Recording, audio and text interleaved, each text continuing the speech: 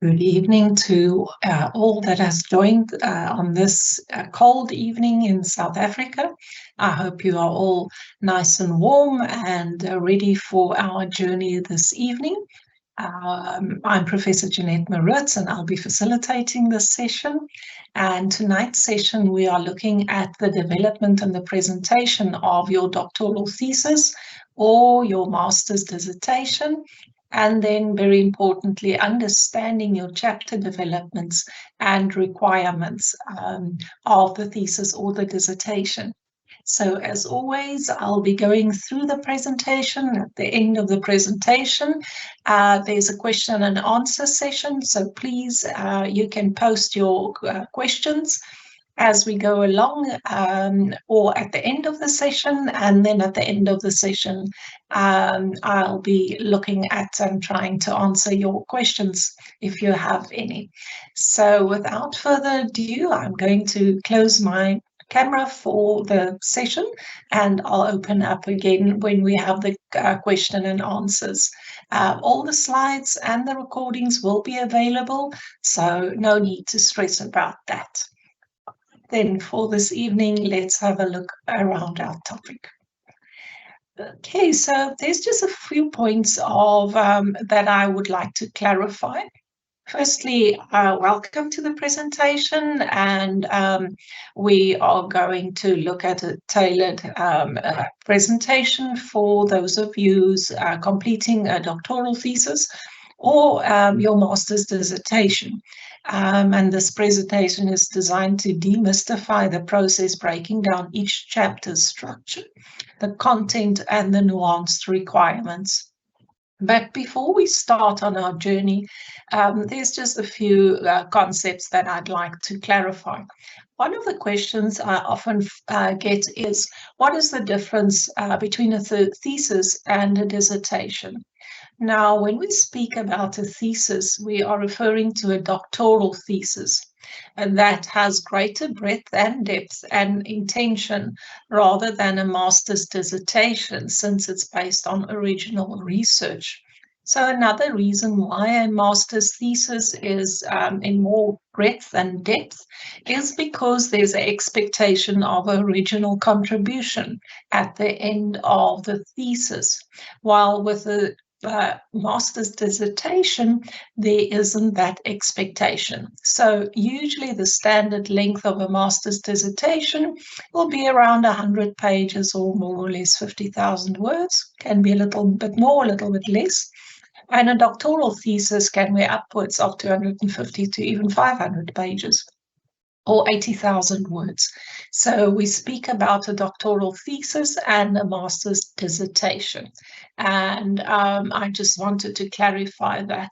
Another question that I often get when we're talking about thesis or dissertation chapter development is a question right at the beginning in terms of what is the difference between a title versus a topic. Now, your title summarizes the main ideas or ideas of your study, and a good title contains the fewest possible words that adequately describes the content or the purpose of your research. And in the case of a doctoral study, usually the outcome or the unique contribution of your thesis. We try and work within 15 words, and the reason for that is that it has to do with the indexing at libraries. But please, sometimes in different disciplines, things are a bit different, but generally we try and stay within 15 words. Now, a topic is your research interest, the broader research interest, or the phenomena under study. So your title is the main idea and it's focused and usually based on your outcomes, but the topic is your research interest and it's broader and you also then look at the phenomena under study. So I hope that clarifies just some of the concepts that we'll be using. I often find that those are the first questions we have in these presentations. So let's start with looking at the structure. So the structure of your thesis or your dissertation depends on your field, but it's usually divided into at least 6 or 7 chapters. That's for a thesis. And those chapters include an introduction and a conclusion chapter. Now, as we said in the definition earlier, a thesis will usually have more chapters than what a dissertation has. And that's simply because of the unique contribution and the greater depth and breadth. But a master's dissertation, usually around 4 to 5 chapters. Now, why the difference and the margins in terms of different fields or different disciplines might have different ideas around how many chapters, but there's also unique aspects to your dissertation, and we'll speak about those as we go along with a generic structure for now. But broadly, a thesis is around 6 to 7 chapters, and a master's around 4 to 5 chapters. It's not unusual to find 6 chapters in a master's dissertation, but that's probably the upper limit, and we'll speak about why there's sometimes more or less chapters. So let's start with what we are trying to achieve in this presentation. So a generic structure of your thesis in terms of 6 to 7 chapters more or less looks like this. You would have your chapter 1, and we'll speak about each chapter in more detail, but this is just to give you a overview of what we'll be discussing in terms of the chapters. So your chapter 1 is an introduction to your topic. Now remember, we said the difference between a topic and a title. So your introduction is an introduction to the wider topic or the phenomena of interest. So this is the chapter where you'll be introducing your topic, your background, your problem, and a short description of your methodology to just introduce the reader to your manuscript. Usually we then follow with a chapter 2, literature review, that surveys relevant sources and the state of literature within your specific area, domain, or phenomena. Now, when we say a thesis or dissertation could be that and all that, you could potentially split the literature review into chapters depending on how heavy the chapters are. When I say, when I refer to a chapter being heavy, we usually aim to have chapters of more or less equal weight or equal length.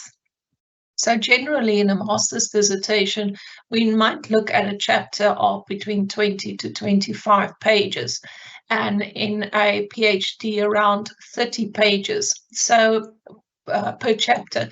What we don't want is a chapter that's maybe 10 pages, then another one 40 pages, another one 20, the other one 30. So for that reason, sometimes our literature review is quite extensive, and we might want to split, for instance, a literature review with a conceptual framework chapter, for example. But that depends on your study. So there already you can see we might have a shorter outline, or one that's starting to get a bit heavier. Now, chapter 3 usually is an explanation of your methodology. Methodology is a term used for your design and methods. So the chapter heading could either be research methodology, or it could be design and methods, and it speaks to the same thing. So where in chapter 1 you only introduced shortly your methodology or your design and methods, chapter 3 now explores and explains your research design and methods in depth. Chapter 4 then usually is an overview of your results in a quantitative study, or the overview of your findings in a qualitative study. And that chapter could also be either one chapter where you provide the results and a discussion. That could, for instance, happen in a master's dissertation, but potentially if your findings or your results are quite extensive, you might want to move the findings and have a separate chapter for your discussion. But it is possible to combine these two in a master's dissertation, for instance, or then have your discussion as a separate chapter. Now, in a PhD or in a thesis, you will then have a chapter where your unique contribution is featured. Now, this might be based on the findings that you develop a framework or a model or a theory or strategies or guidelines or a program. So that is what you are doing with your findings, and that results in your unique contribution. So in a master's dissertation, you don't need to provide a unique contribution, and therefore your dissertation might be complete after 5 chapters, and that might then just be followed up by a chapter that's the conclusion. Now, in either master's dissertation or in a PhD thesis, we always have an introduction chapter and we always have a conclusion chapter that shows and summarizes the conclusion of your project. So those are more or less the generic structure in terms of an outline. You can also use the outline of the chapters when you are developing your proposal. So I know that many of you often get appointed a supervisor later in the year, and you might be worried, where can I start or how can I get going? So you can use the chapter outline as the outline of your proposal as well, or vice versa.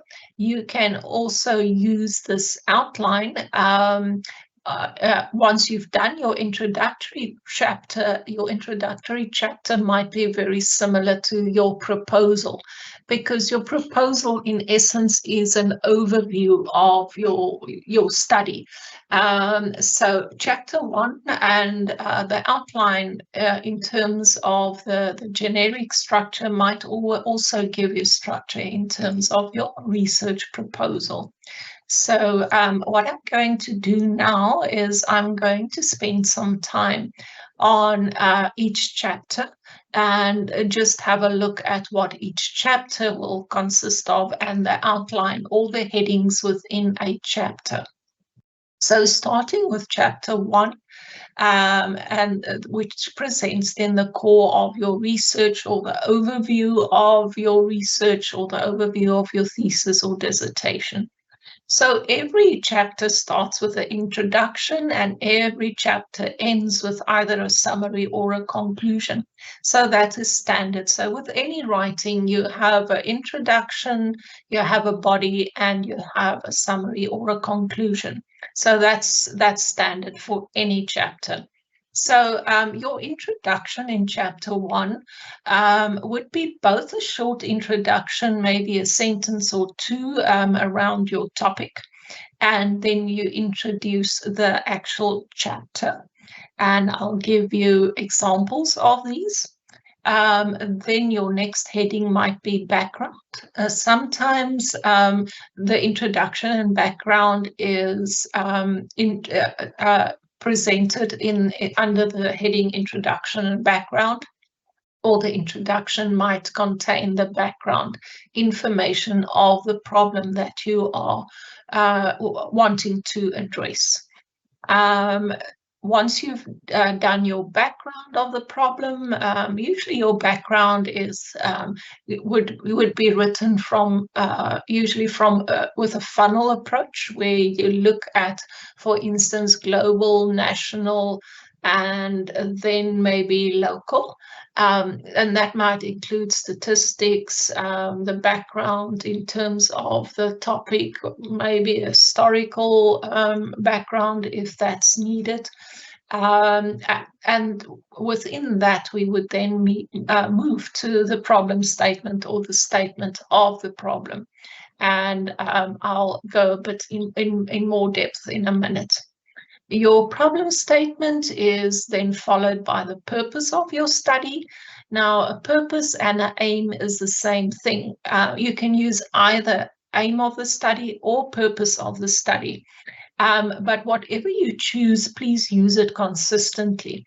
So if you said in the beginning the purpose of the study, don't later in the other chapters refer to the aim of the study. So choose either the one or the other and use it consistently. It refers to the same thing. So your purpose is the overarching purpose of the study, and your aims and your objectives then becomes the step that you need to take to reach your purpose. That's usually followed either by your research question or then the objectives with the questions.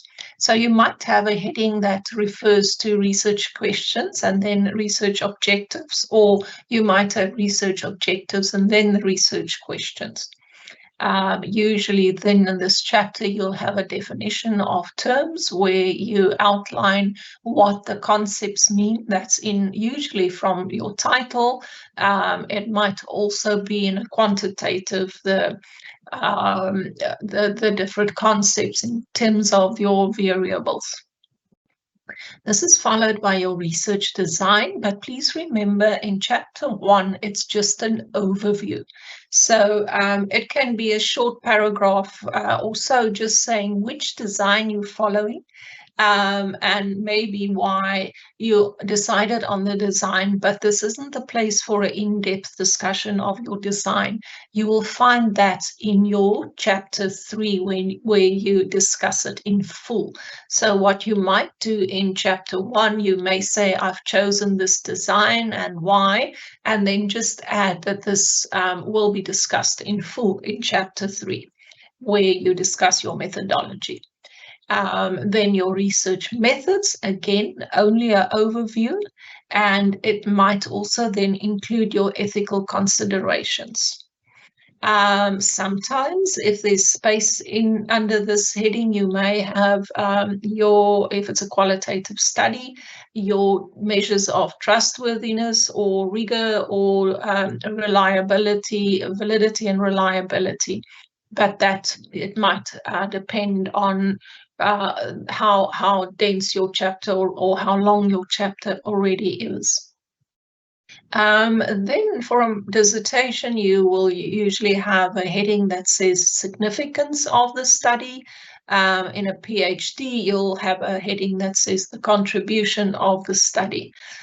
So this is written in a more tentative voice in the first chapter because you haven't actually executed the thesis or the dissertation. So this is more tentative statement in this chapter. You could also have your assumptions and delimitations. Just in terms of the wording, we don't have limitations in chapter 1 because you haven't carried out the research yet, but we may have delimitations, and that simply means that is the boundaries of the research. So what will your project include, exclude? It could also be the context in which your study will take place. So a delimitation is the boundaries of this project or your study. It's not yet the limitations. The limitations we'll discuss in our last chapter when we reach our conclusions. And then, as I mentioned, that you will end with a summary. I usually only use conclusions in the literature review chapter and the very last chapter. For the rest, my view is that it's summaries. You summarize the chapter for the reader. You haven't reached conclusions yet, other than in your literature review.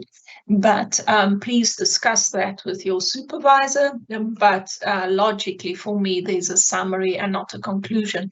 The two are two very different things.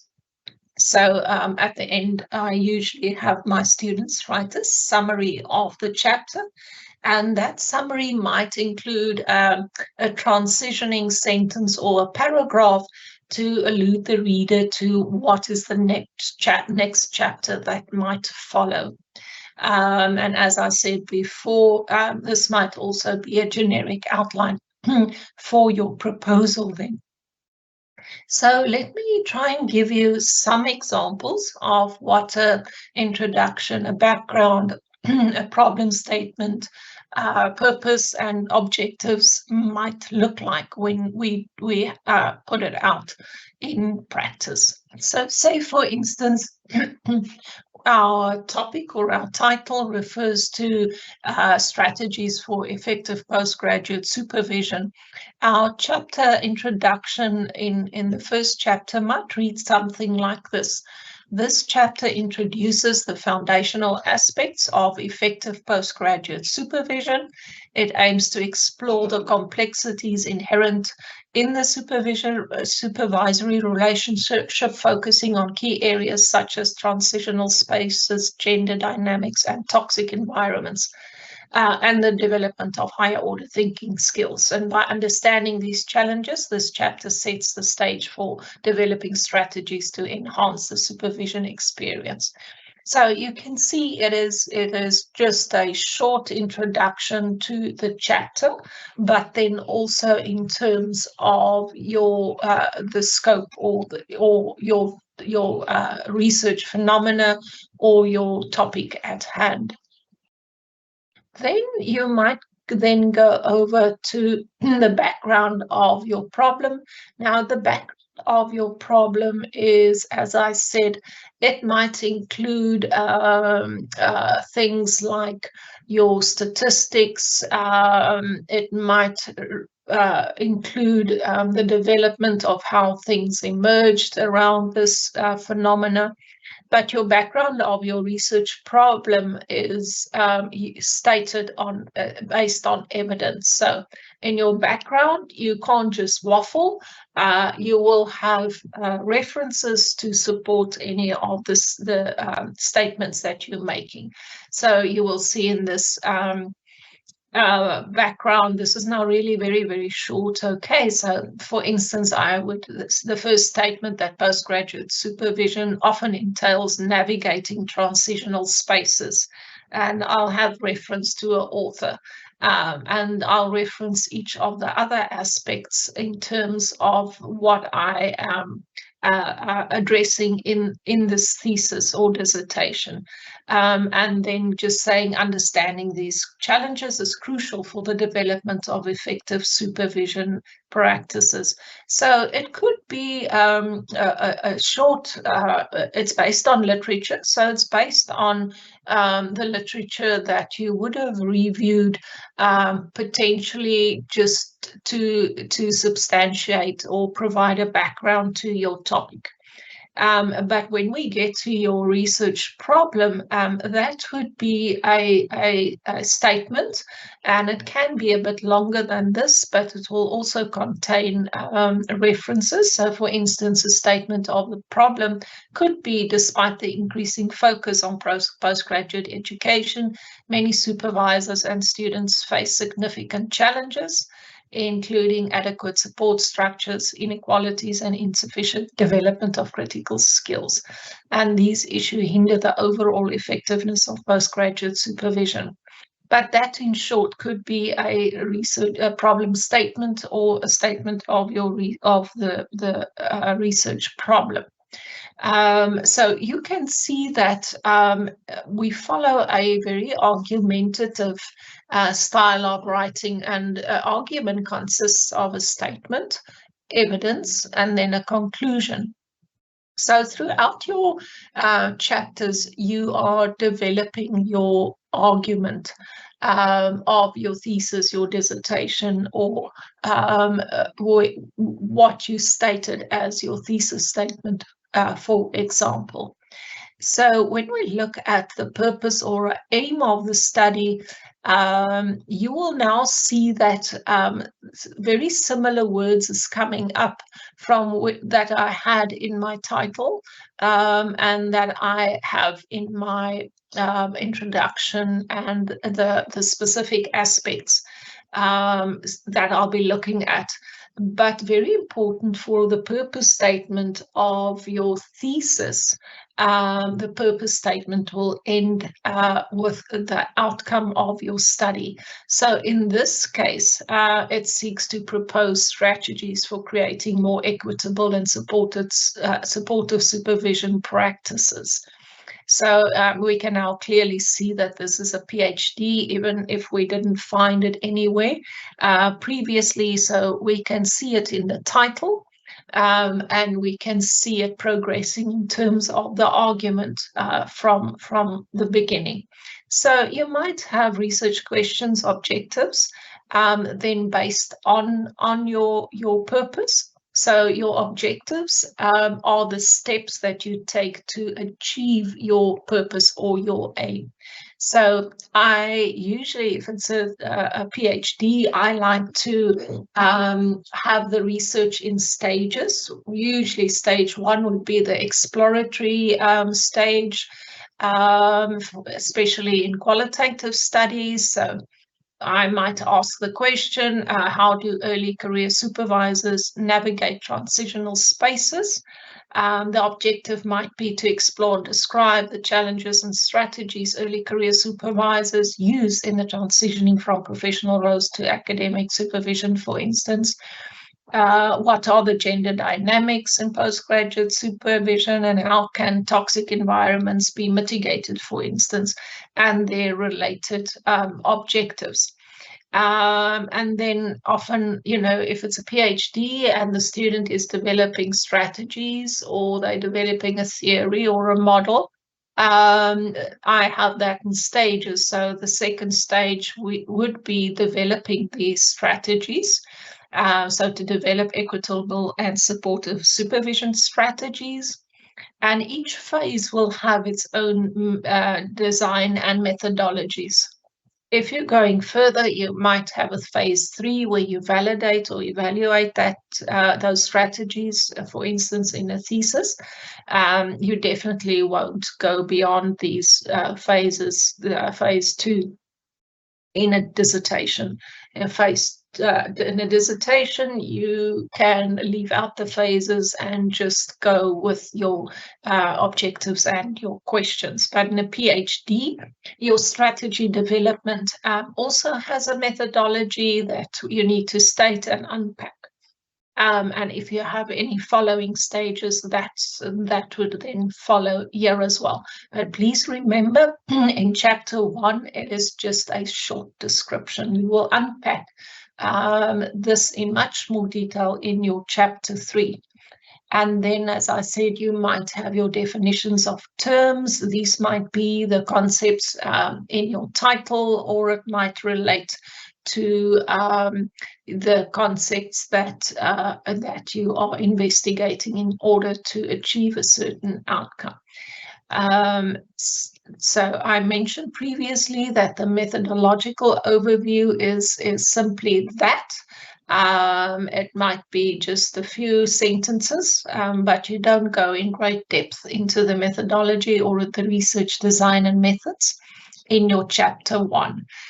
You might simply state that the study employs a qualitative research designed to explore the complexities of postgraduate supervision.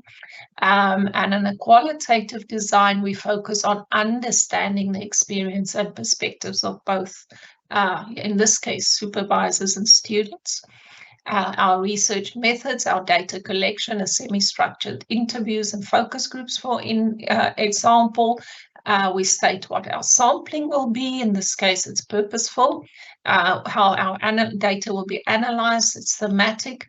and then our ethical considerations, and all our measures of trustworthiness or reliability and validity. So that's more or less what you could expect in chapter 1. So your chapter 1 is an overview of the study.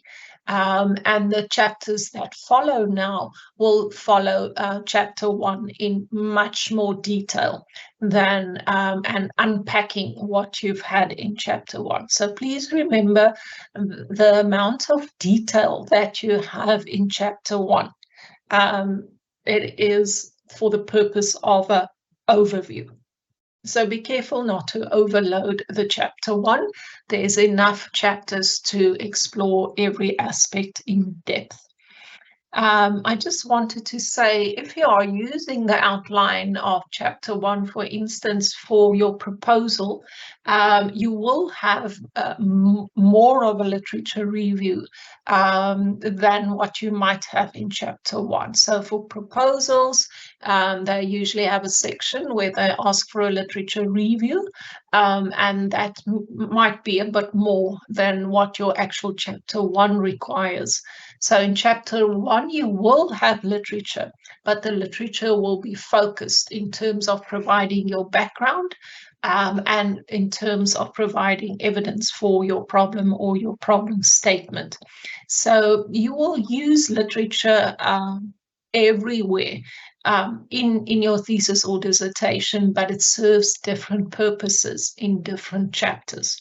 So the literature's purpose in chapter 1 is to provide a background for your research and also to provide evidence for the research problem. All right. Now, chapter 2 will give you the opportunity now to go into depth in terms of your literature and your literature review. So in this chapter, you then assess what is the current status of research on your topic, or what research says about your topic. Now, when you're doing a dissertation, it might just be a straightforward literature review. However, in a PhD study, it's now expected that you will have a literature, a specific type of a literature review, which follows a specific methodology. So for a PhD study, you might have a scoping review or systematic review or an integrative review. But for a dissertation, it can be just a straightforward literature review. So the headings in your literature review chapter might look like the following. As I said previously, always an introduction, and in this chapter you might actually have a conclusion, because you are arguing and including the literature as evidence so that you can reach a conclusion. So this is one of the chapters where you will have a conclusion. So after introducing the chapter and what's the aim and the purpose of the chapter, you will describe your methodology of the literature review. So that could include what type of a review you did.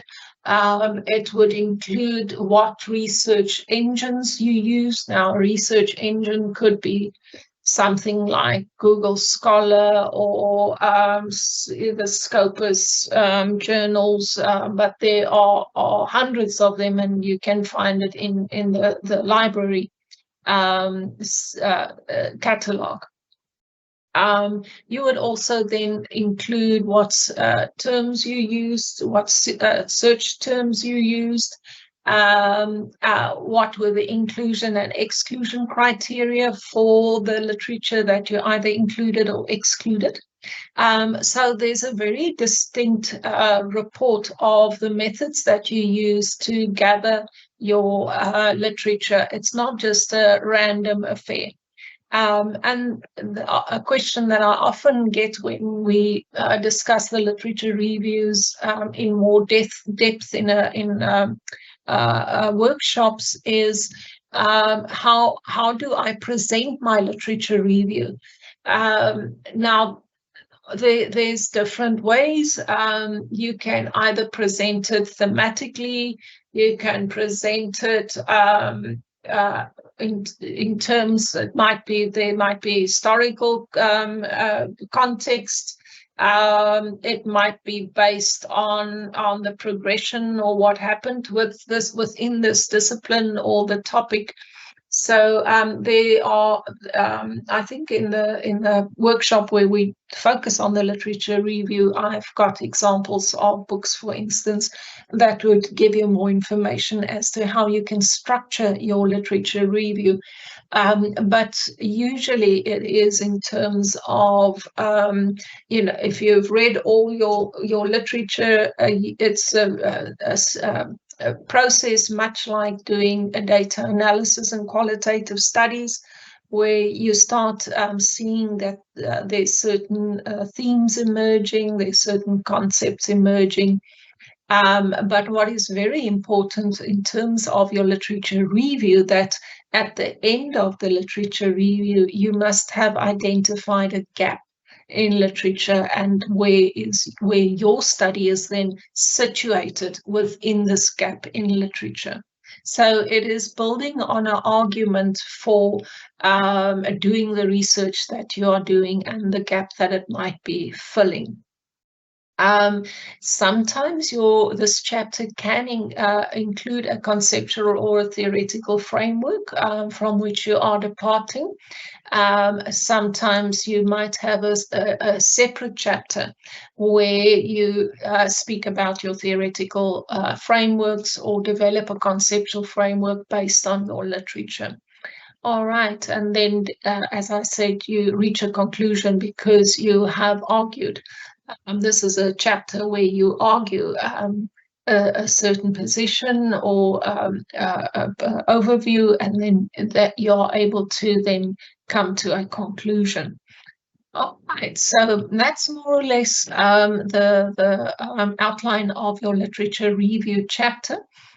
Please remember that each of these aspects have had workshops already where it's been talked about in depth. So the literature review I presented a few weeks ago. So please go back and look at the recordings. The reason for that is I can't, in this time frame, go into that much depth in each aspect. So it's really just giving you an example of what the chapters might contain. So for instance, this is just an example for describing for instance, a literature review aim. So as I said, your research might have an aim and objective, but so does your literature review. So your literature review, for instance, could state that it aims to explore the existing body of knowledge concerning the transitional challenges that early career health science professionals face when moving into the role of a postgraduate supervisor, and it seeks to understand the following concepts, aspects, or phenomena.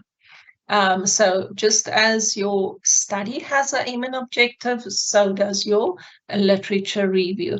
Then just an example, for instance, search strategies that might have been used: PubMed, PsycInfo, Scopus, ERIC, Google Scholar. I know usually the question comes up, is ResearchGate a database? ResearchGate is a repository, so it is not a database per se. But you can depart from ResearchGate to get you started, but it's not a scientific database per se, it's a repository. Then you might include which keywords or phrases that you use to start off your literature review. And you'll include the time frame, the inclusion or exclusion criteria. So for instance, in this A literature review, we included research articles, books, and conference papers published from, say, for instance, 2000 to 2023. Now, that's quite a long time. Usually, the literature searches would be in around about 5 years.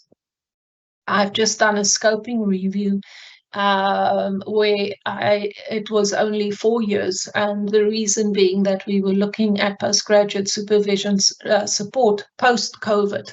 So we only included studies from 2020 up to 2023. That's when we completed the scoping review. So in that instance, it had a very specific justification of why we used 2020 to 2023. It was based on the argument that we believed that support strategies had changed significantly after or during and after COVID, and hence that inclusion of 3 years. So every decision that you make needs to be justified. There's a reason why you choose certain timeframes. There's a reason why you only, for instance, include English journals only published in English and not in English and Spanish, for instance. So you need to be transparent in terms of the methods that you follow for your literature review, so that if someone wants to replicate it, that it's also an audit trail or a evidence trail.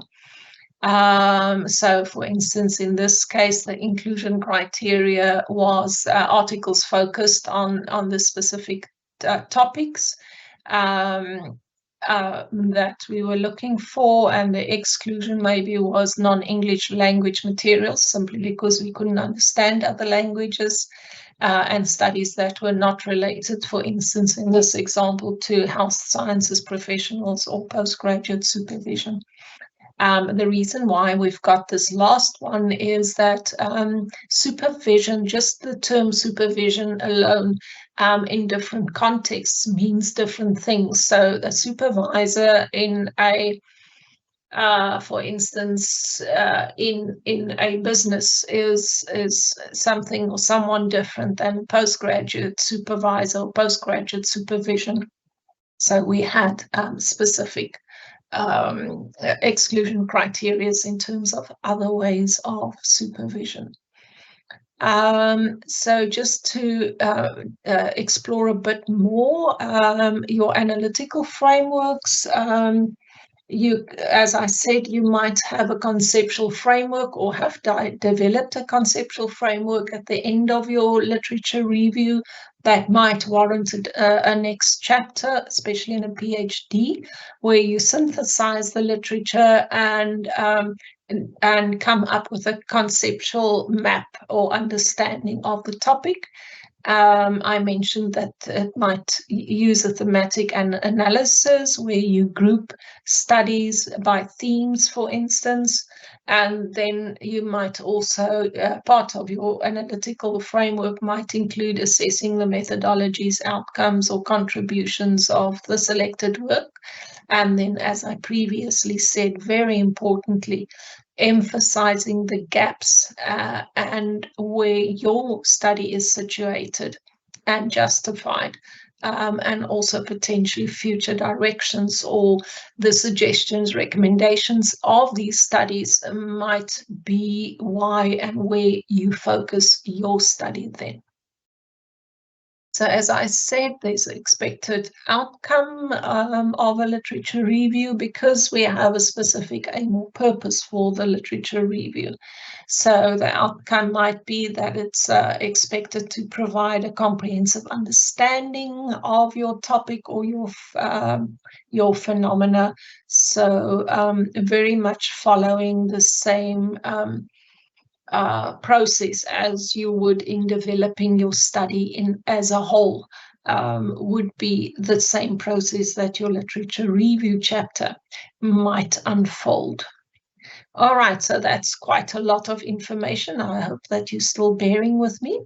We're going over then, as we said, to chapter 3. And again, your chapter will always have an introduction, again, yeah, a summary.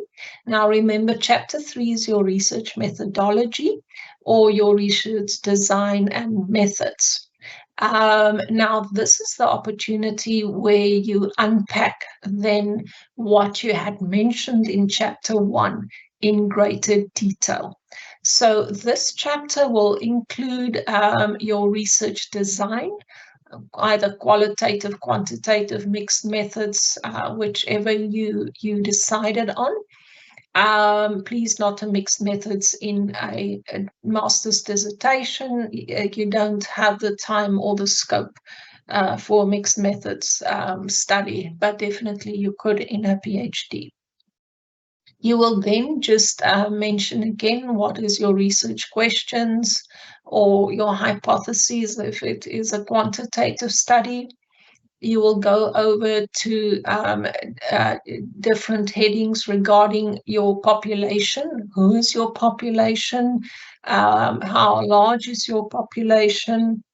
Your sampling and your samples. So which sampling strategies are you using?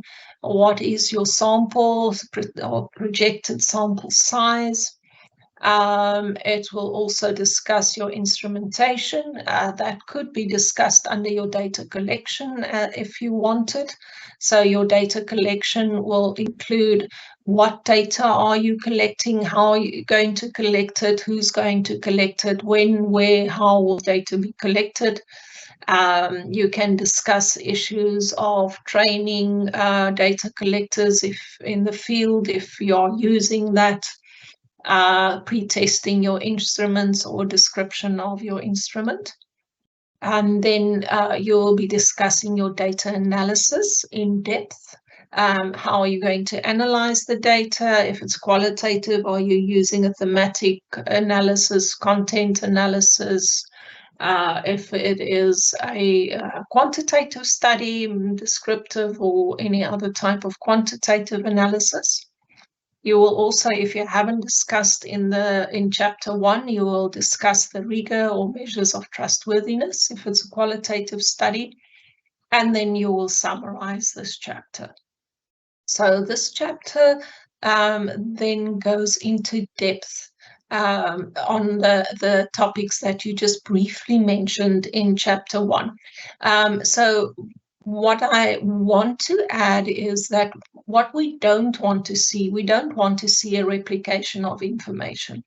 And hence it's just briefly mentioned in chapter 1 and then unpacked fully in chapter 3. We don't want to see a replication of reams and reams of work in different chapters, and it's just restating the same thing over and over again. So if you have information, be critical and ask yourself, where is this information best suited so that I avoid replication of information? And that's very, very important to remember throughout your thesis or your dissertation, is that you don't replicate or duplicate information. Also very important in your chapter 1, I often find that students struggle with keeping the information under the background and the problem statement relevant to what is relevant to the background and what is relevant to the problem statement. And I often find that students repeat information in those two sections as well. So ask yourself, is this information more aligned to the background? Is it more aligned to the problem statement? And don't repeat information. The same goes with your chapter 3, and that's why we only mention it briefly in chapter 1, what you are doing, maybe why you are doing, and then it's unpacked in full in your chapter 3. Okay, so I hope that makes it more clear in terms of where the bulk of your methodology will then be explained, and that is in your methodology chapter. Now that we've collected our data and we have analyzed the data, we then have a chapter where we discuss our research results, if it's a quantitative study, and our research findings, if it's a qualitative study. So again, with all chapters. There's an introduction, and potentially this chapter has a conclusion. If you have discussed your findings in this chapter as well.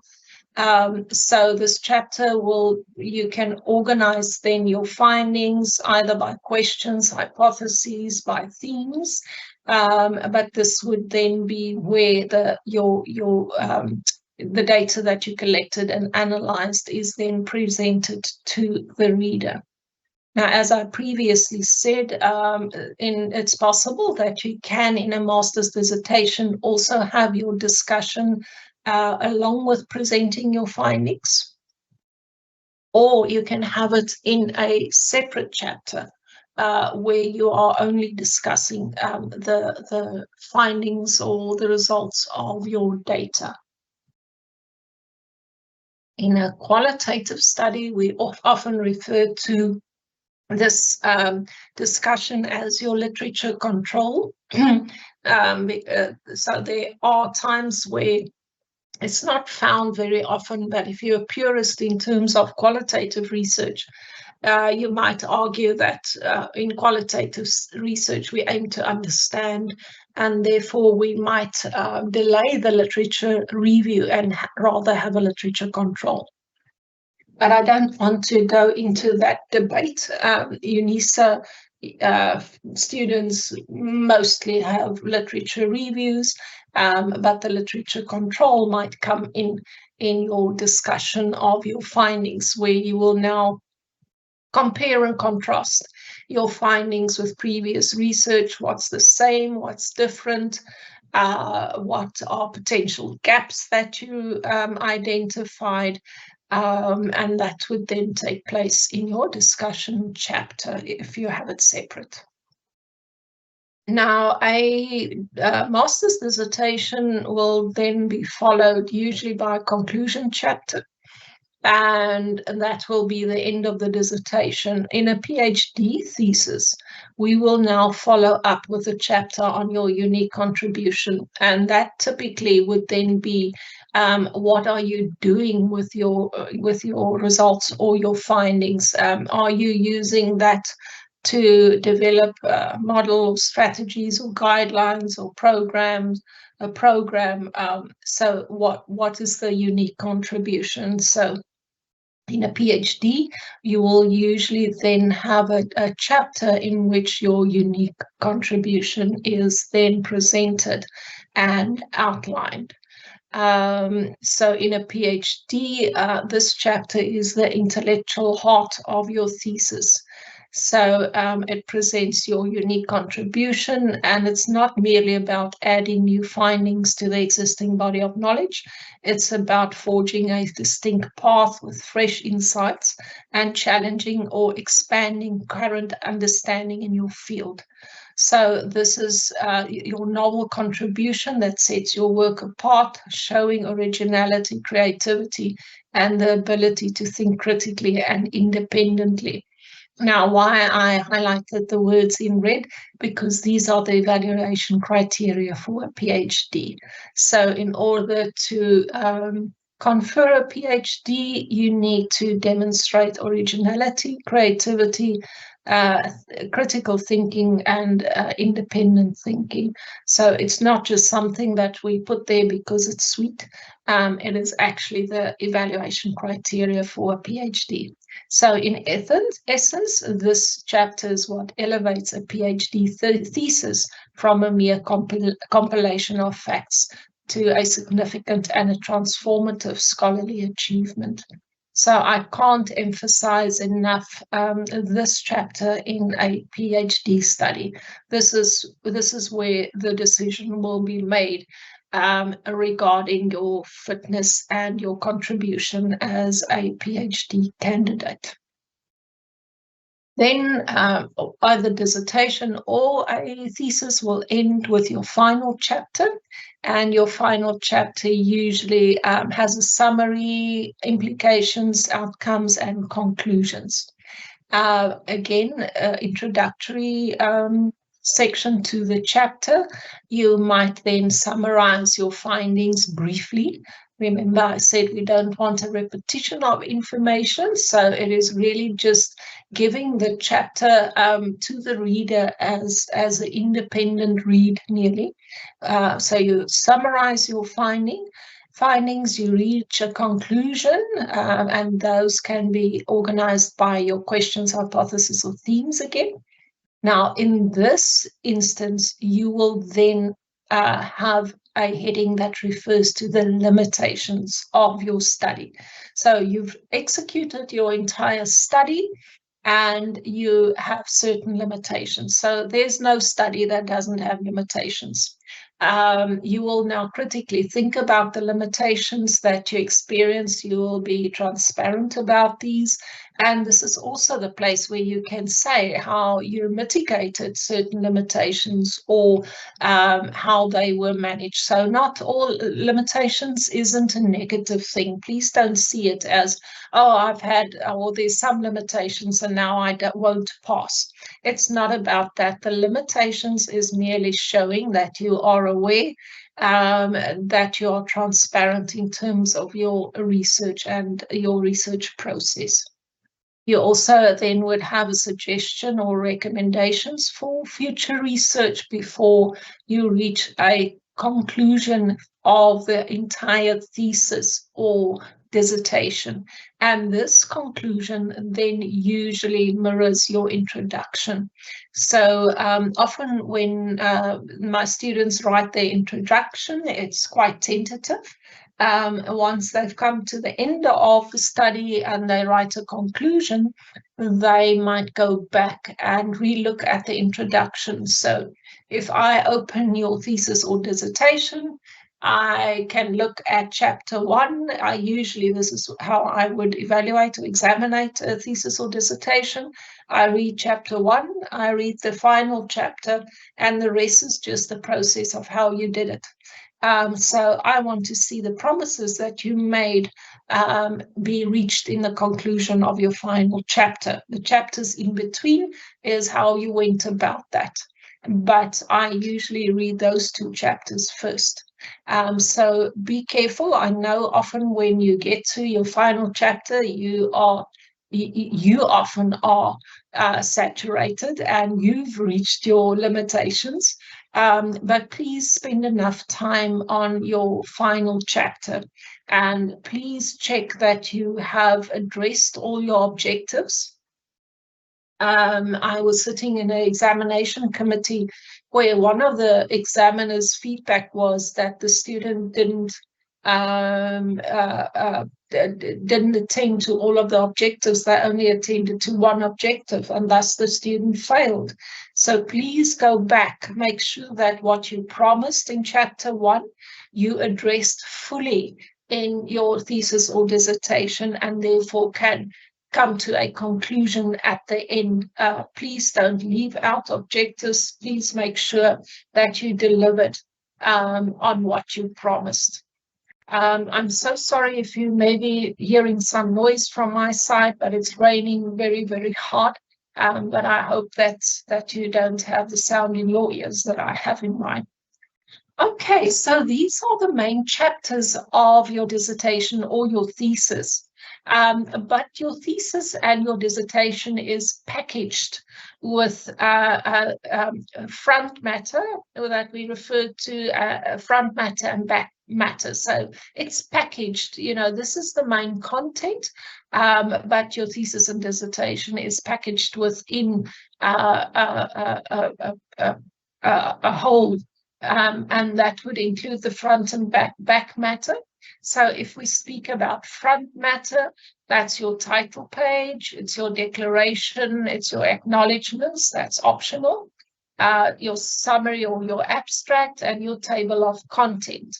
That would be the front matter. So your front matter, your front page. UNISA has a specific way of presenting a front page. So you'll have your title and then your names, the area of study, the university or supervisor, date and month that you submitted. Your declaration is a standard declaration as approved by UNISA, so please make sure that you physically sign your declaration. It is a legal document. Then you'll have your key terms, and UNISA will send you this information where they say what they want in terms of your abstract, how long it should be, the key terms that you use, the title, and what they expect in terms of your abstract page and key terms, and also the number of key terms that you need to use. There's a limitation of the summary to a maximum of 350 words, and UNISA's requirement is 10 key terms. Now, there's a lot of complaints in terms of the word limit of 350 words. I often have examiners that would critique a student because their abstract doesn't contain more information. But UNISA requires an abstract of 350 words as well as 10 key terms at the end of the summary. And then just going to the back matter, what we find at the end is your references. So please make sure that you attend to your references by using reference software. I think UNISA supports RefWorks, but you can use any other referencing software. Please use it from the beginning of your study. Please don't try and organize your references by hand. It just multiplies the time that you need to look up references. So please keep it up to date. Please use software to help you with that. And your back matter would then include your annexures, and they would be things like your ethical clearance letters, your non-disclosure agreements, your interview guides or your instrument in qualitative studies, a transcribed interview, could be editor's letters. We're also now asking for your Turnitin results and your Turnitin receipt that you have submitted it through Turnitin. So that's more or less what you will then find as the package for your dissertation or your thesis. So just a quick wrap up, then I'll just add some notes for you, is that you would have your front matter. You will have in a dissertation around 4 to 5 chapters and a thesis around 6 to 7 chapters, followed then by your back matter. That includes your references and annexures as required by the university. So why we require annexures is that this is your trail, your audit trail, so that the examiner can see that you collected, for instance, data within the clearance letters parameters, that you did actually practice confidentiality, what your interview guides looked like, or did you actually use interviews as the way that you described in your methodology chapter, that your work has been professionally edited, and so forth. So your annexures is your audit trail that the examiners would like to see, to also check that you've done what you said you did in a way that you said you did it. So I just want to use the next few minutes just to have a look at your thesis structure and argument. As I said in the beginning, your entire thesis or dissertation is based on an argument where a certain statement is made. You then provide evidence in order to reach a conclusion. Now, if you have carefully thought out your thesis statement, a thesis statement means your argument that will answer the research question or where the questions will depart from. So each part of the thesis should contribute to your argument. And the thesis structure should then support your argument. So our argument map can then be very useful to guide you through your project. So example of an argument map. It's a visual tool that represents the structure of the argument, helping you to break down complex ideas into manageable parts. It often consists of boxes or nodes representing statements with lines connecting them to signify logical relationships that support or either contradicts. So I know that very often these thesis statements or argument statements or map might be very, very difficult to grasp because it's on a conceptual level. But if you have worked out your thesis statement or your argument, it really helps you to keep track of your entire thesis or dissertation, because you simply ask yourself then, does this align with my argument? Do I need more evidence to support it? Is there logical reasoning? And can I report in a logical way? So it's sometimes very nice to map it out visually. You can also use this map for your methodology chapter if it's a complex methodology, for instance, such as in a mixed method study. So any visual representation also assists your reader to guide them. So please remember, you are writing for the examiner, not for your supervisor, and we want to not confuse them. So try means like visual representations to maybe map out a chapter or map out your argument, or to map the visual or give a visual structure of a chapter or an argument or a finding. So it might look like something like this. So for instance, in the example that I gave you, your main claim or your argument might be transitional challenges of early career health science professionals becoming postgraduate supervisors have a significant impact on the mental health and their professional identity. So supporting arguments might be the mental health implication evidence. One, studies show increased anxiety and stress. Evidence two, there's a lack of support and leads to burnout. Professional identity, there's evidence that there's fragmented habitus, and that's simply a term from Bordeaux, that it impacts our professional growth. Evidence number two, the power dynamics and material arrangements affect identity formation. But I could then also have counter arguments. And that is in terms of literature that supports that some institutions provide some support in terms of mentoring or training, and some might argue that these transitional challenges can foster resilience and adaptations. So when you are putting down an argument, please look at arguments and counter arguments and potential rebuttals. So for instance, that support systems vary, or other evidence shows that many individuals report feelings of being overwhelmed and under-supported. Now, remember, we said the structure of the argument is making a claim, providing evidence in order to reach a conclusion based on these evidence.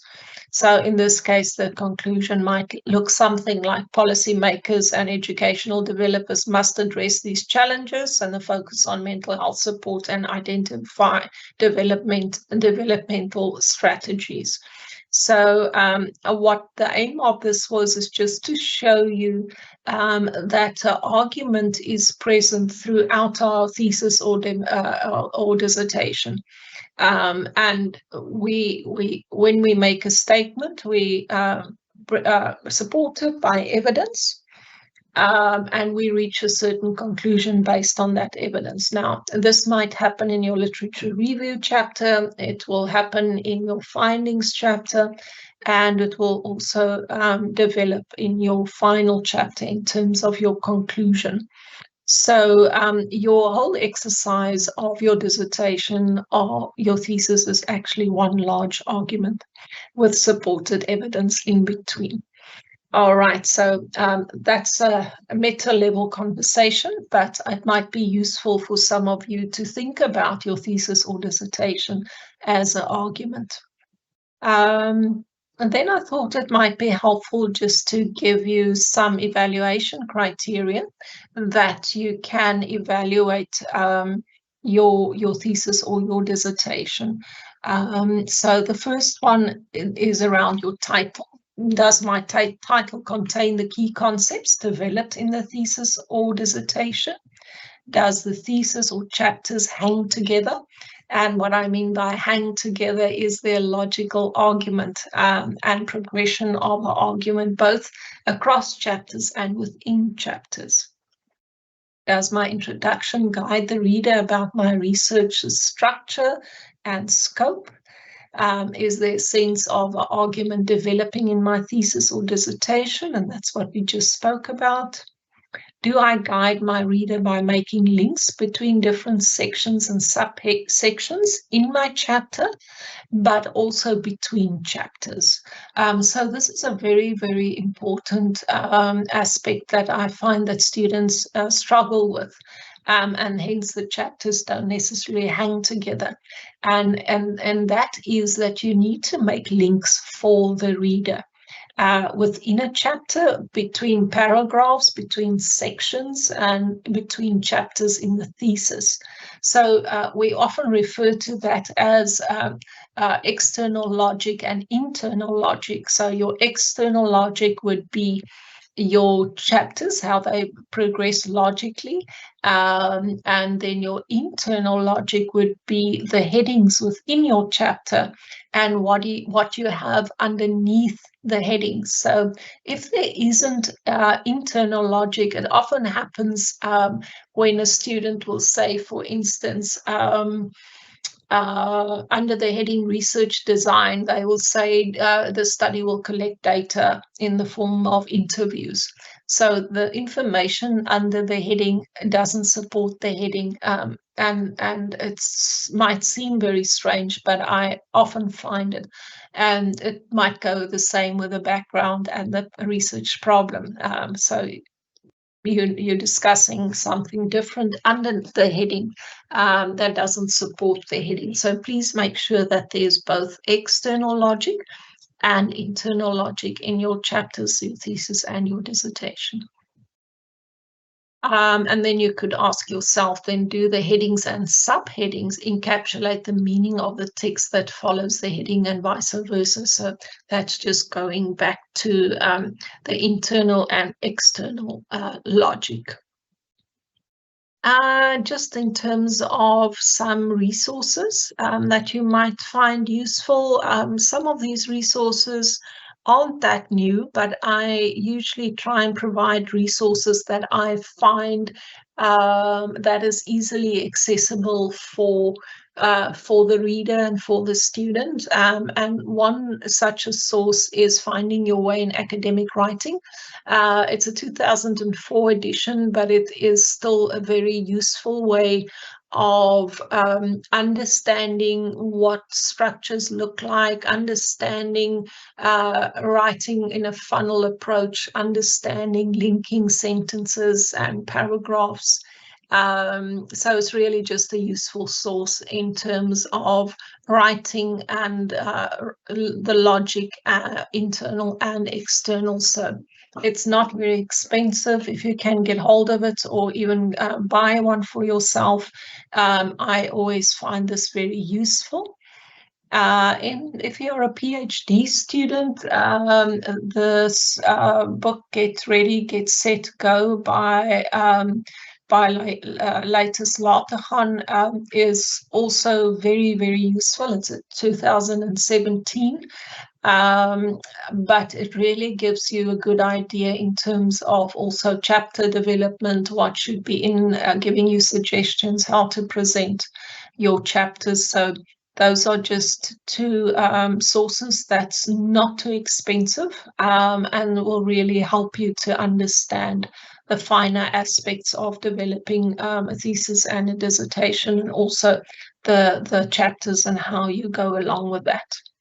So I've given you a lot of information, and I hope you don't have an information overload. But just lastly, please enjoy the journey, not just the destination. It can be, one can sometimes become or feel very paralyzed in the process, very overwhelmed. I often suggest to my students, if you are working on one chapter and you get stuck, leave that chapter for a while, go on to a next chapter. You can always work in parallel. We present it in a sequence, but it doesn't mean that we work in that way consecutively. In terms of chapters, we often work parallel in chapters. So if you're feeling stuck or overwhelmed with one chapter, start working on another, your literature review, or polish your methodology chapter, or go to and fro. But the very important message is that you keep being engaged consistently. So try and work your work schedule that you either read during the week and then write over the weekend, or whatever it takes, but don't have periods of time like, entire week without paying attention to your research.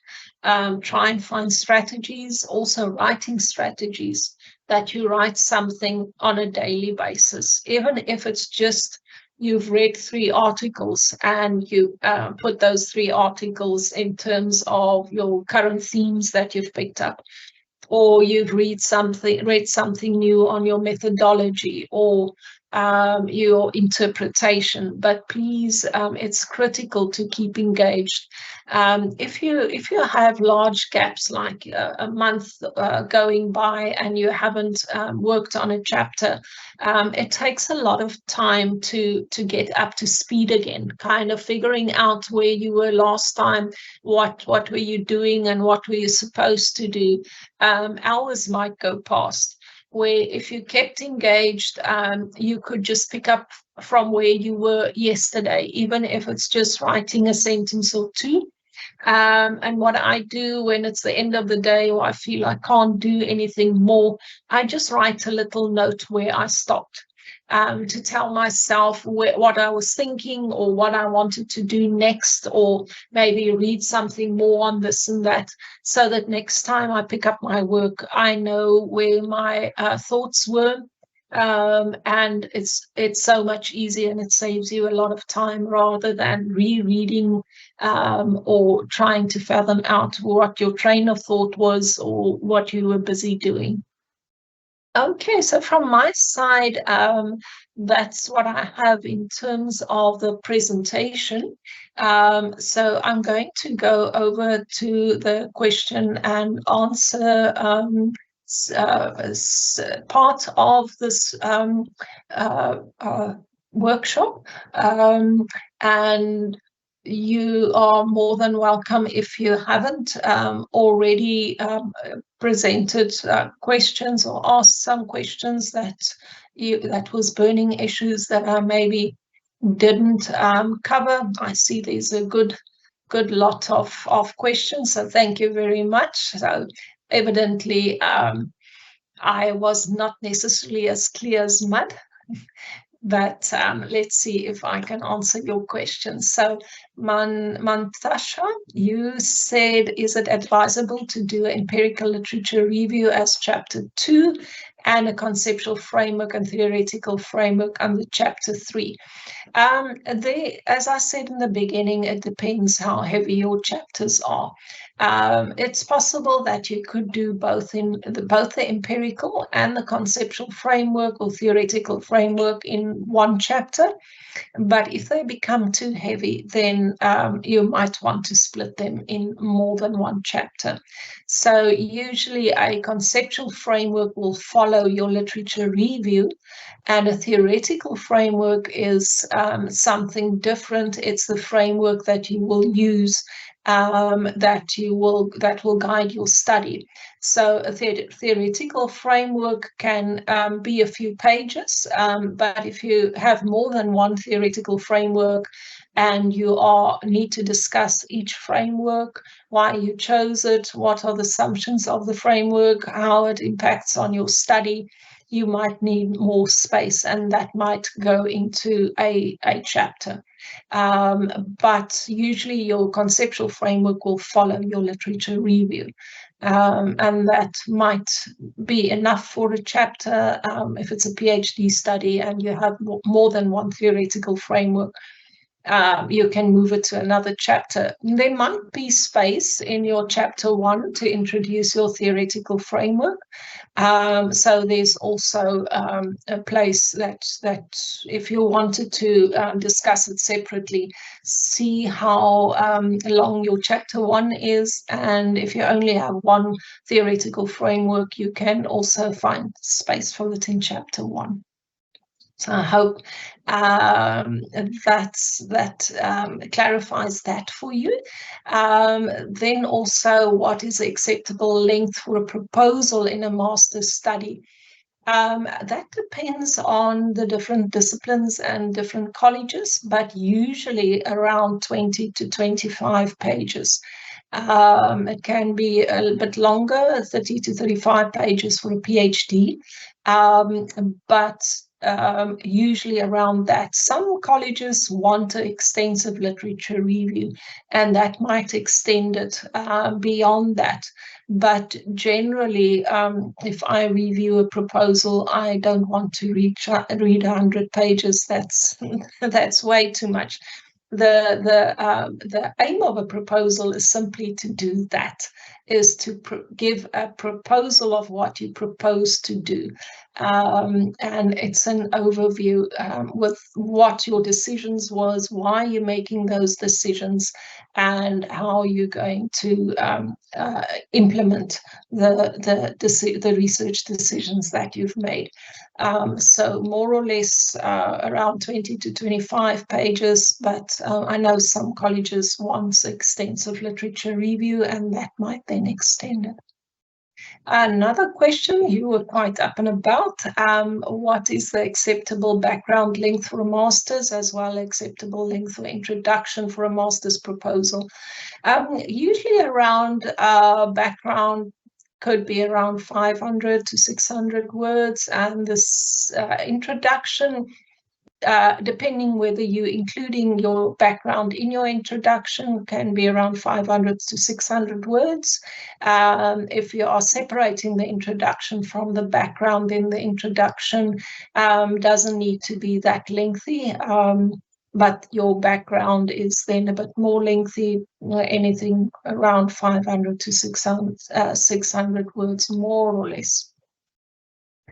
Anonymous, for a master's proposal, must you format with chapters, or can it be submitted without a chapter and formatted later?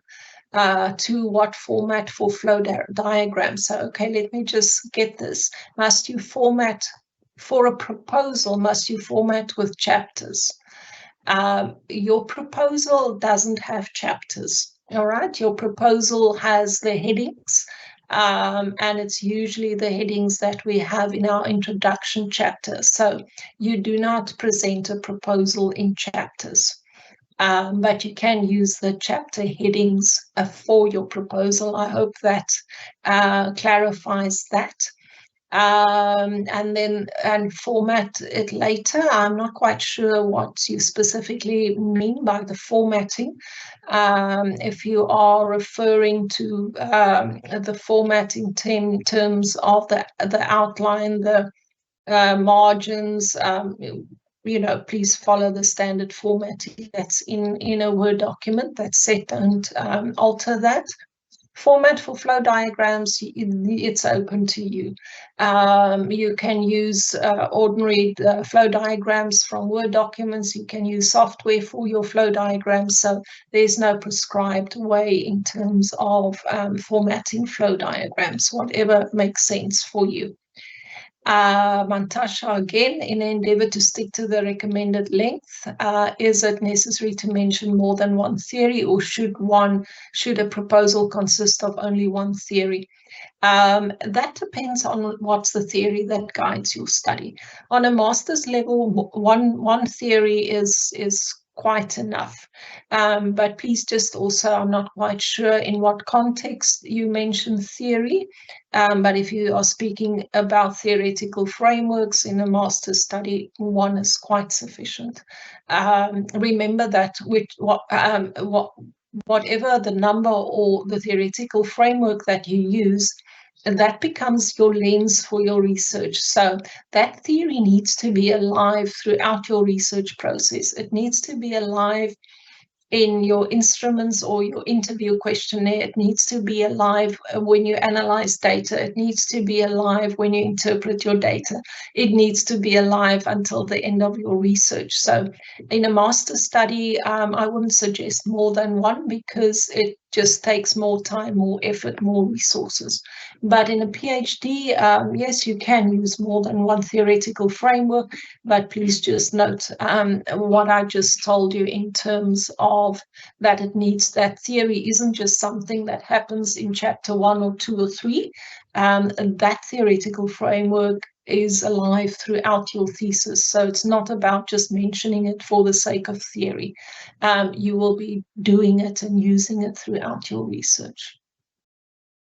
In specific objective, conjunction of question by and is taken as a double quarrel, but here you are connecting different objectives with and conjunctions, how it will be.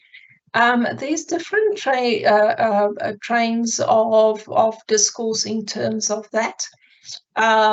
Some would add, the objective is to explore and describe something in order to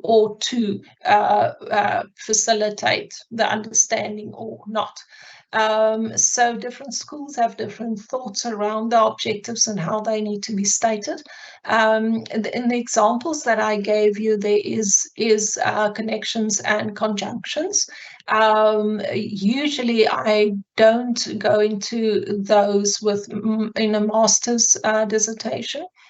And I also know what the examiners expect.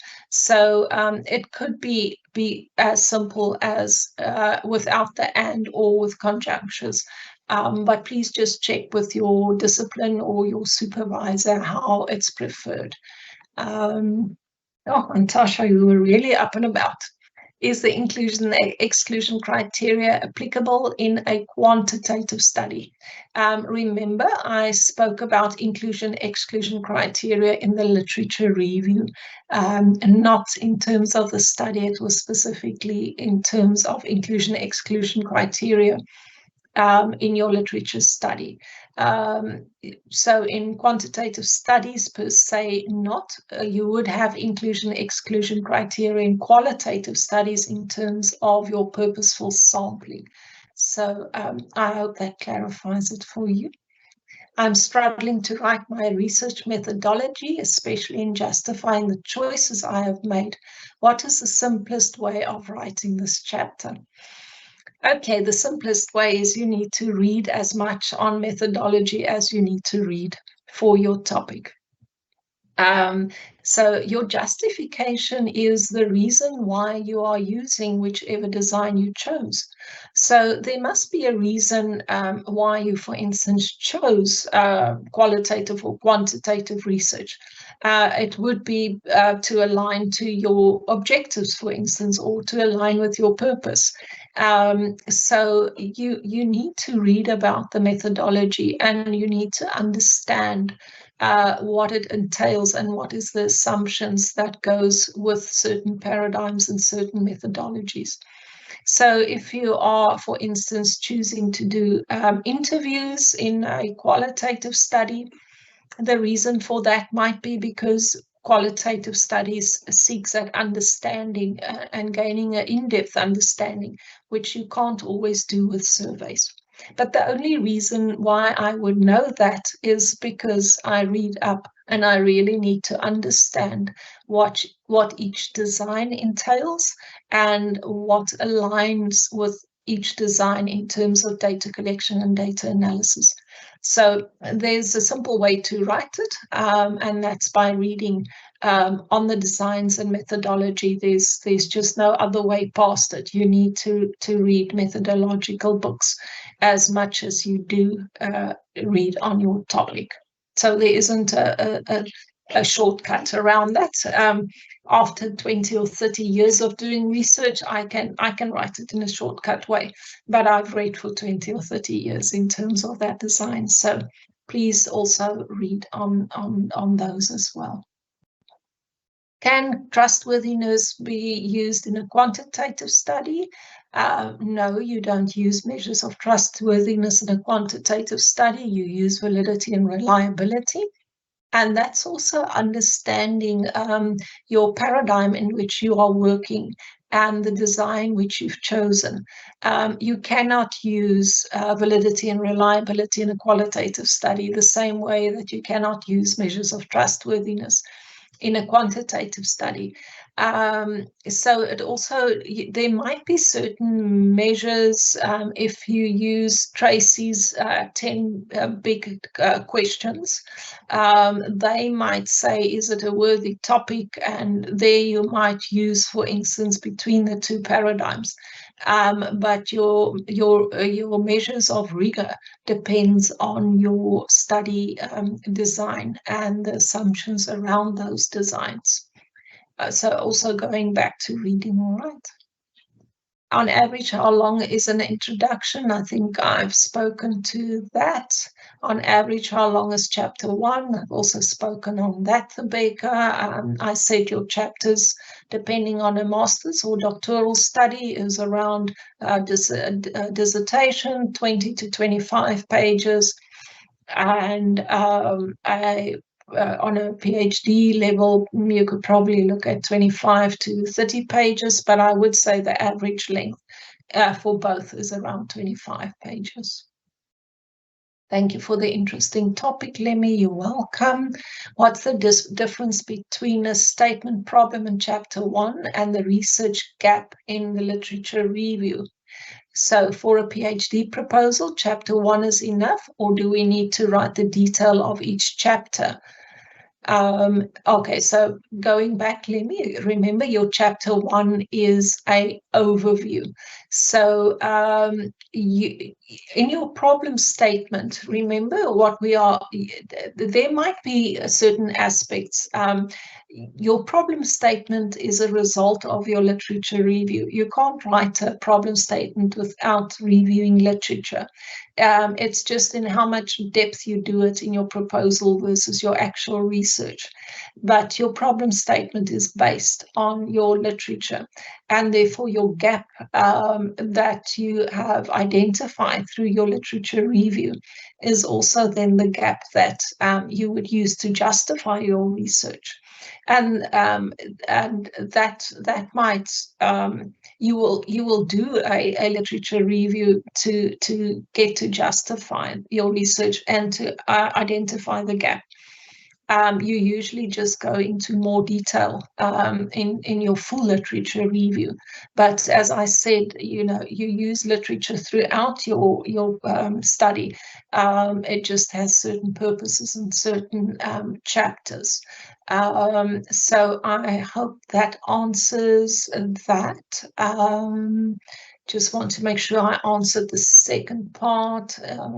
Is chapter 1 enough, or do we have to write detail of each chapter? Okay, so for your PhD proposal, there's usually a section that asks about the outline of No, the outline of your study is usually in chapter 1.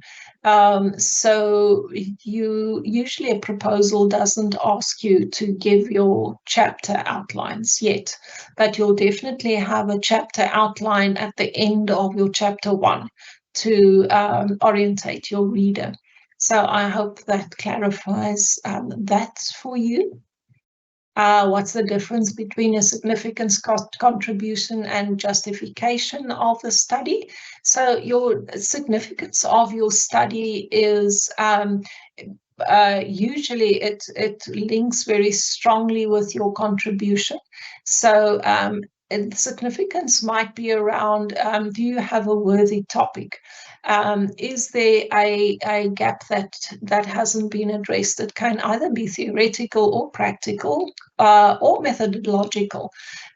So your contributions might lie on different levels than only one contribution, but your significance of your research is, have you identified a topic that's worthy, that is doable, and has merit? So it really is about the merit of your study.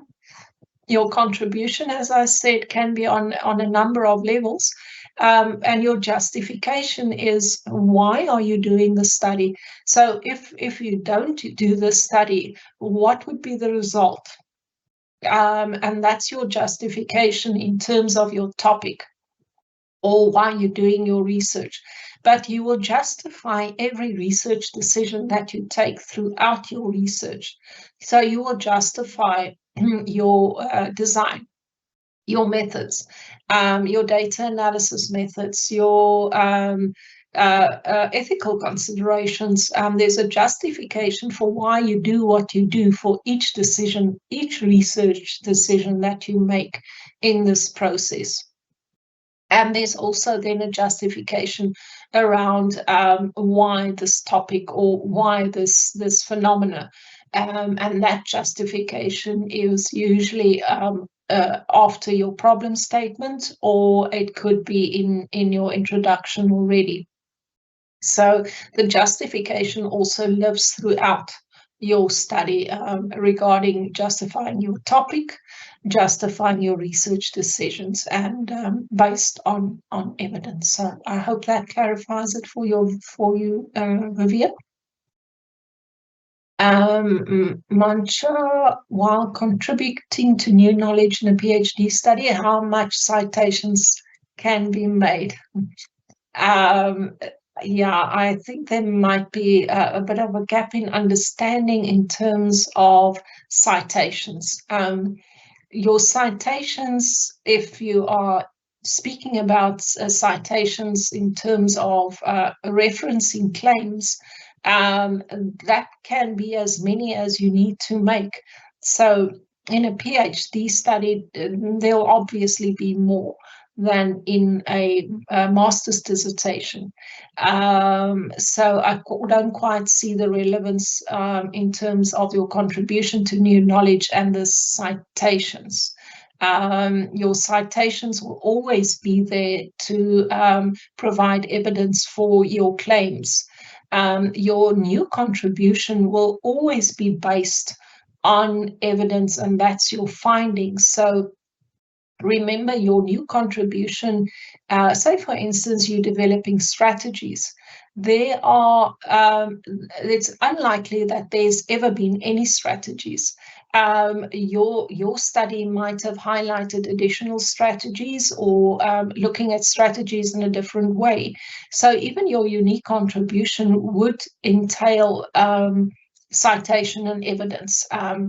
It's the development of an argument in your contribution as well. So even your contribution will be embedded in literature. So even if you're using a grounded theory approach where they're saying that there isn't any information available, and there's not really a topic in this world that hasn't been investigated. You might take another angle or a different way, but there is something out there, even if it's across disciplines. So yes, there would be citations even in your unique contribution, because you are also presenting your contribution as part of your argument. Okay, so I hope in a roundabout way I tried to answer your question. What's the difference between the statement of a problem and the background of the problem? It's exactly what the words say. So your problem statement is within this topic that you, or in this phenomena that you are studying, what is the problem? That could be a problem or issue in literature, it could be on practice level. It's what is problematic around this phenomena or topic that you aim to research. The background is, what's the background information to the problem? So a problem didn't just arrive out of thin air. There's a history, there's a background to it.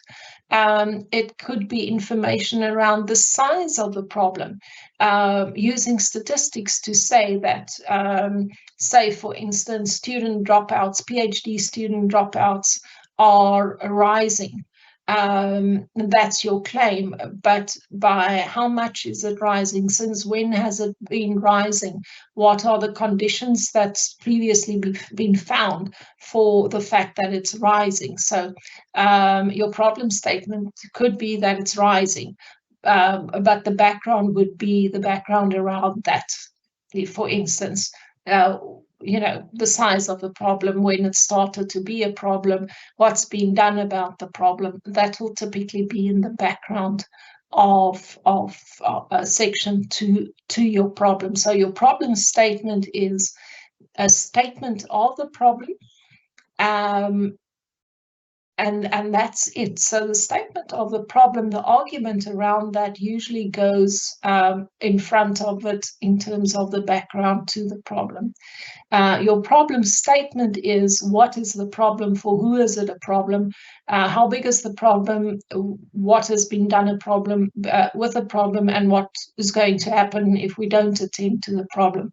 So if you think about your problem statement, you can use Kipling's 5 men: who, what, when, where, and why, to help you formulate a problem statement. So if you have a problem in terms of what is the problem that you want to address on the topic, you can write your statement in terms of what is the problem, when is it a problem, for who's it a problem, why is it a problem, and how big is the problem. So I hope that gives you some idea of what's the difference between a problem statement and a background statement. In a PhD study, during proposal, is it acceptable to write a literature review without using a scoping review, and later when you write a report to include in your thesis statement or in your thesis? Definitely on a proposal level, you would not do a scoping review. A scoping review is quite an extensive exercise, and it takes you quite a considerable time. So for your proposal, you are just reading literature to focus your study and to provide evidence for gaps.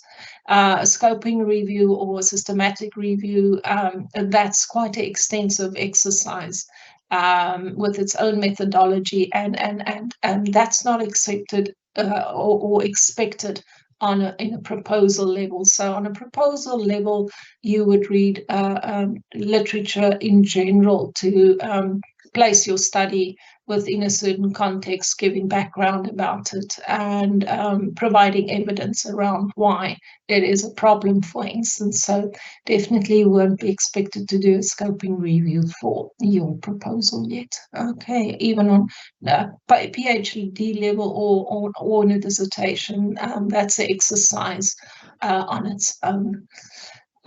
Solomon, at different times, different order of proposals or topics by different professors, so why not consistent? Okay, is at different times different order of proposals or research topic. This and that's why in my presentation I also use the term a generic outline, and those are the why I call it a generic outline is because of exactly that. So in the generic outline, those are the aspects that you will find in a proposal generically. Some disciplines might use different words or different order of ordering, but generically, those are more or less the key aspects that is in the different chapters. But yes, there are different disciplines and different use of words and ordering. And what I presented you with tonight is exactly what I stated right in the beginning, is that's a generic format. So some people, some disciplines might tweak it differently, but you'll find those aspects in all proposals. Maybe sometimes different wording or combining introduction and background.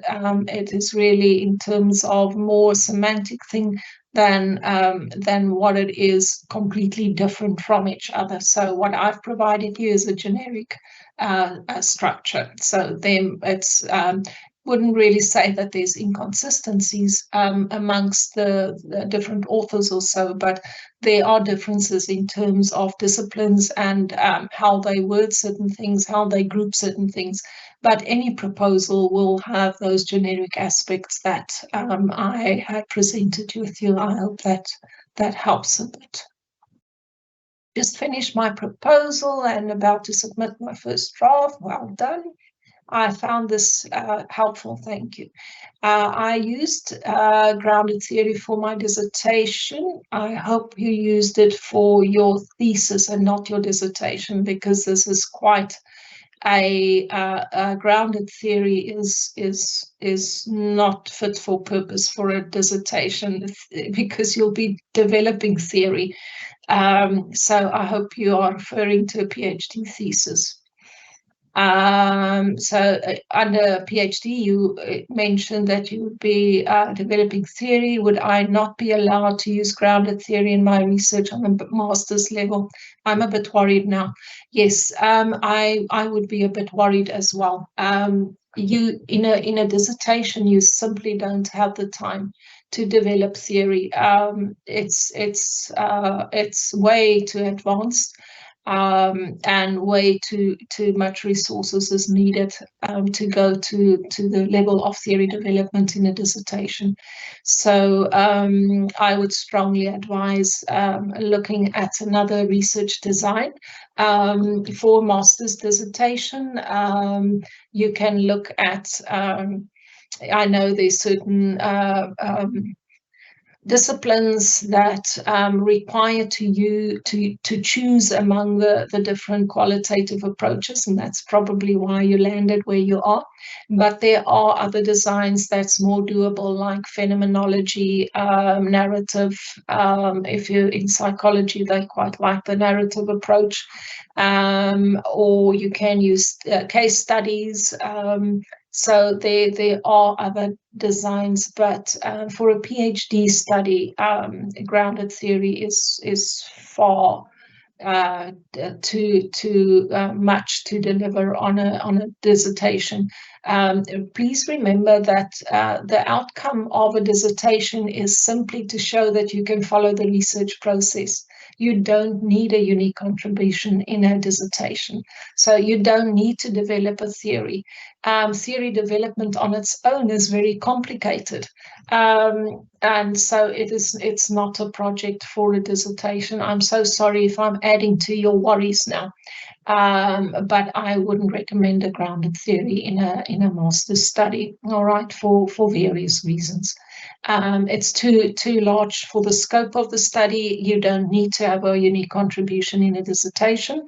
You only need to show that you can follow the research process. So I'm so sorry if I'm adding to your worries now, but please discuss it with your supervisor if you have one. But I wouldn't recommend it. So please don't tell your supervisor, Professor Moritz said you shouldn't do it. and discuss it with them. But if I was consulted, I would say no. Okay. In a master's proposal, does the purpose of the study also end with the outcome of the study? Not necessarily. On a master's level, you don't have a unique contribution or a specific outcome per se, the same as what you would have in a PhD proposal. So if we just look at the title of the two, a PhD would, for instance, have the title like strategies to do A, B, and C, where in a master's level, it would be experiences of postgraduate supervisors, da da da. So there is a sense of outcome, but not the same as what you would have in terms of a PhD study. All right. Thank you for the presentation. On a master's level literature review, how many databases are advisable? You can use as many as you need. So the databases isn't about the more the better.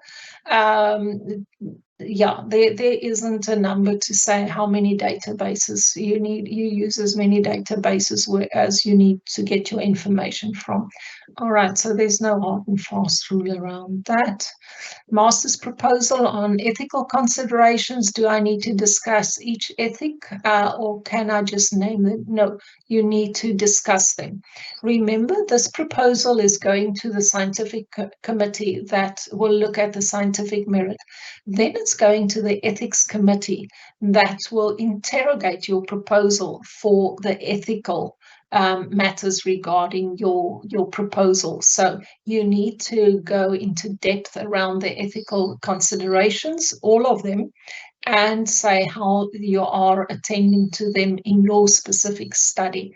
So things like respect for people, beneficence, harm, confidentiality is one of them, privacy, anonymity, those are all aspects that you need to discuss in depth in your proposal, especially for the ethics committee that will then, based on that information, provide you with ethical clearance or not for the study.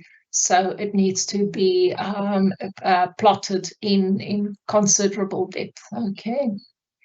There's a confusion about report writing to the point that I'm also confused to a certain degree. Welcome. We are all confused human beings. It's argued that chapters must be written in the past tense and some say present tense. What's your take on this? Okay, this is luckily a confusion that I think I can help you with. So remember, your introduction chapter can be written in the present tense or future present tense, because you are telling the reader what they can expect. From chapter 2 onwards, you are writing a report, and that is then written in the past tense. So other than the chapter 1, and I think that's where the confusion lies in, you can't in chapter 1 write in the past tense because it's an orientation chapter where you're orientating your reader to the rest of your dissertation or your thesis. But from there on, it follows a reporting process. And because you are reporting on what you've done, it's in the past tense. I hope that clarifies that a bit. So it's in terms of the tenses used in chapters. All right. Thanks so much. I was hoping to find out whether the problem of the study under the problem statement should be the same as the research gap identified in the literature review chapter. Yes, it could be. Those two in your problem statement, you could have identified what's the gap in knowledge, but there might also be potential gaps, for instance, in practice that you didn't only find in the literature review. So your problem statement could include the research gap, but it doesn't necessarily only have to include the gap in literature. It could be wider than that. All right, so I hope the discussion that I had in terms of what's the problem, when is it, how big, and so forth, maybe also guides you in terms of that. But the gap would be part of the problem. The question is, what do you suggest about the depth of literature in a proposal stage for a PhD? I would say in a PhD, enough to convince your reviewers that your study is worth pursuing. So I hope that answers that. You need to give enough depth to justify your study and why it's needed. Thank you so much for the kind words and for the jaw dropping. I hope that assisted positively.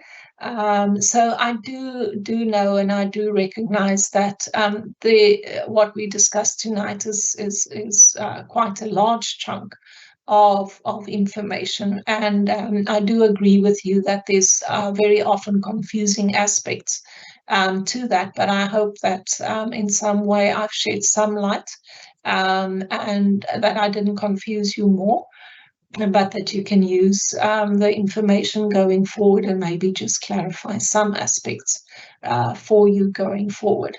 But please remember that the outline that I gave you, as I said, is generic. And the very first slides where I said it depends on your discipline and your field. So it's not that we purposefully are inconsistent or differ. There are specific aspects in disciplines and fields that might make a discipline or field specific, but the generic structure that I laid down for you is generic, doesn't matter what field or discipline you're working in. Okay, so thank you for the positive feedback as well. Thank you very, very much for the active engagement. It